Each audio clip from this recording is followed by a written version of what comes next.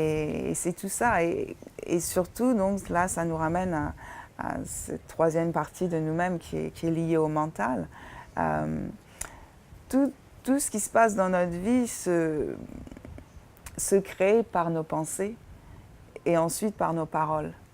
Et souvent, nos pensées sont très répétitives, ont tendance à être les mêmes et souvent à ne pas nous aider, à ne pas nous servir. Il est vrai que tout ce qu'on fait dans la vie dépend de ce que l'on croit même pouvoir faire, de ce qu'on croit être possible ou pas. Et donc ça nous ramène à nouveau à nous-mêmes et à ce besoin essentiel de nous garder au mieux, de ne pas se laisser, diminuer ou teinter par les avis des autres ou les critiques ou les jugements des autres. Et c'est pour ça, encore à nouveau, que je préconise des choses comme la méditation, comme le yoga, qui nous aide, qui nous apprend à ramener notre attention sur nous-mêmes, sur l'intérieur, sur l'essentiel, qui nous aide à nous garder en bonne santé, qui nous aide à nous donner assez d'énergie pour faire face à ce que la vie a nous amener. À rendre notre système nerveux fort pour qu'on puisse tenir le coup. Parce que, comme j'ai dit pour commencer, la vie n'est pas toujours facile. Et la méditation nous aide on dirait, à nettoyer notre subconscient qui, au fur et à mesure des années, a empilé toutes ces pensées, soit négatives, ou nos peurs, ou nos amertumes, toutes ces choses qui se sont, oui, un peu comme une poubelle, quoi, qui se retrouvent dans le fond de la tête. Et c'est pour ça qu'il est des fois très difficile pour penser différemment, ou même pour penser plus positivement, ou pour avoir confiance. Parce qu'il y a eu tellement de mémoires négatives enfouies par là que, bon, au fur et à mesure d'un certain temps, surtout plus on avance dans la vie, plus ça devient difficile. On en arrive même à croire toutes ces choses. Et c'est vraiment là le danger.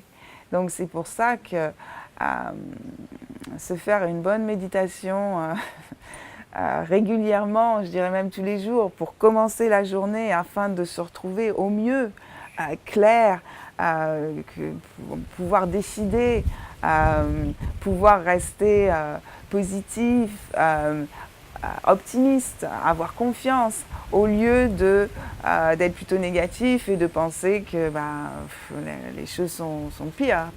On dit que ce que l'on pense, c'est ce qu'on va avoir tendance à faire l'expérience de.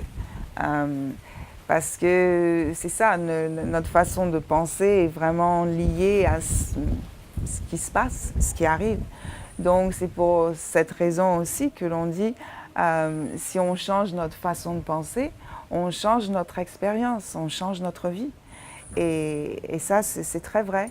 Mais c'est possible une fois qu'en changeant la façon dont notre mental a l'habitude de travailler, parce que c'est toute une chose de travailler, a l'habitude de penser. Donc en fin de compte, on veut changer ses habitudes, et c'est là que la méditation nous aide à, on pourrait dire, reprogrammer notre mental, pour que ça nous aide à évacuer des choses, des pensées qui ne nous servent pas du tout, et à pouvoir les transformer à des choses qui seront beaucoup meilleures pour nous, pour pouvoir avancer dans la vie, pour pouvoir se sentir bien, pour pouvoir réussir, pour pouvoir aimer, pour vraiment pouvoir apprécier nos vies, quoi.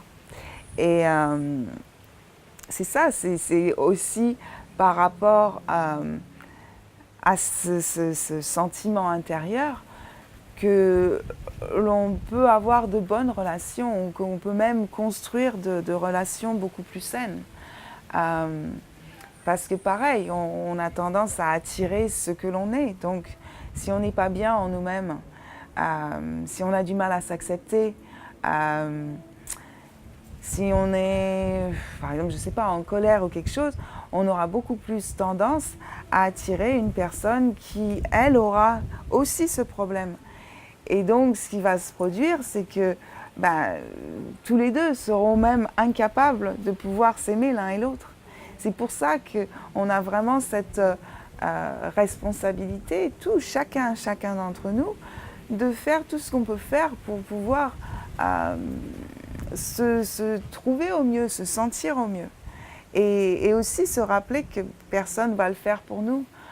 Souvent, je pense surtout pour les femmes aussi, on a cette illusion de penser que un homme nous rendrait heureux. Bon, pour certaines, pour les femmes qui n'ont pas d'enfants, c'est ça. Elles vont penser qu'un enfant les rendra heureux ou quelque chose va nous rendre heureux. Alors qu'en fin de compte, bon, que ce soit homme ou femme, nous tous, c'est vraiment, comme on dit en anglais, un inside job. C'est un travail intérieur.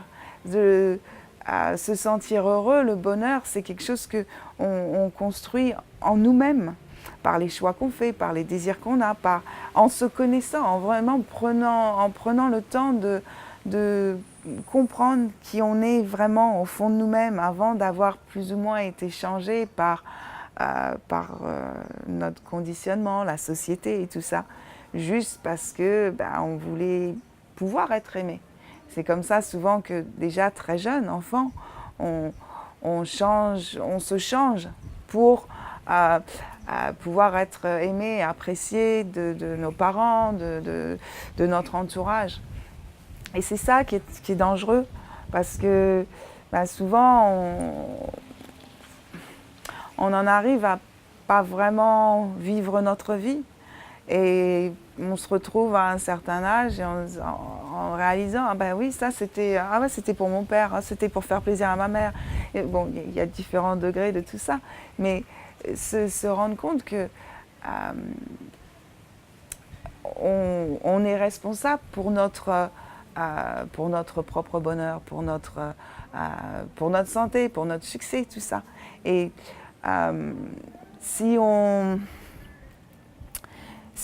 je dis oui, perdre du temps, si on perd du temps à accuser les autres pour nos problèmes, pour notre manque de bonheur, au lieu de prendre responsabilité pour nous-mêmes, c'est comme ça qu'on se perd, c'est comme ça qu'on sera encore plus malade, qu'on est fatigué, qu'on est complètement confus, on ne sait pas ce qu'on veut vraiment, où on va dans la vie.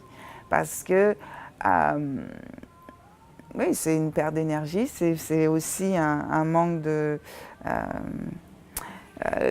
on a besoin de recalibrer, disons, de recalibrer sur nous, sur l'essentiel, sur la vérité, sur ce qui est dans notre cœur, ce qui est important pour nous d'être. Et là, oui, je viens de dire, la vérité, c'est ça, en fin de compte.